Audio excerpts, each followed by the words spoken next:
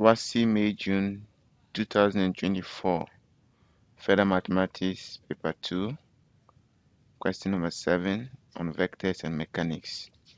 The magnitude of two vectors u and v are 10 newtons and 12 newtons respectively.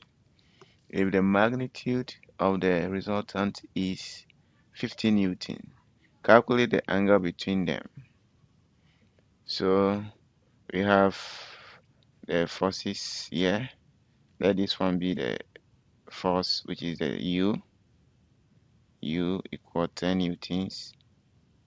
Then we have v, which is the 12 newton force. Then we have the resultant meeting them, which is r, and that is 50 newtons force,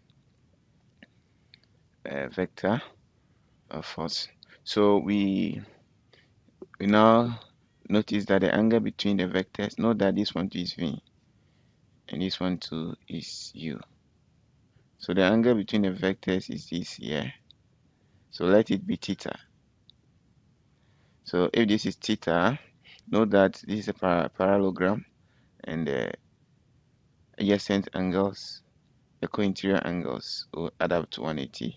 So this will be 180 minus theta, which is equal to this 180 minus theta here as well. And this one is theta. Now we can use the cosine rule. Cosine rule. It says that the magnitude of r square will be equal to the magnitude of this one square, u square plus v square minus 2 u v cos 180 minus theta, because this is the angle that is opposite to it. So this is 180 minus theta as well. So using the cosine rule, we have this here. So the cosine rule says that this one square will be equal to this one square plus this one square minus the product, 2 times the product of the angle opposite to the r. So that's what we have done. Now the next thing we are going to do is to substitute the values.